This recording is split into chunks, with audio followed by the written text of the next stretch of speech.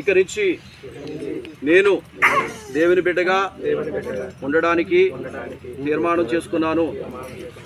కష్టమైన నష్టమైన ఏ ఇబ్బందులు వచ్చినా దేవునిని మరువను, దేవునికి దూరంగా ఉండను. ఆయన కొరకే నమ్మకమైన సాక్షిగా ఉంటాను. అంతేకాదు, దేవుడు నా కోసం సిద్ధపరిచిన ఆ విలువైన రాజ్యములో వారసుడిగా ఉండే హక్కును నాకిచ్చాడు. కాబట్టి నేను ఆయన కొరకే బ్రతుకుతాను.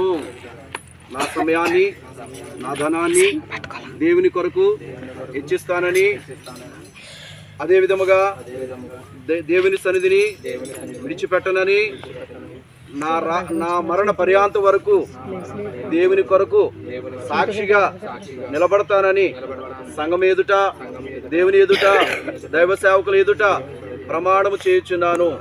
ఈ ప్రమాణము నిజము, సత్యము. ఆమేన్. ఆమేన్. రైట్.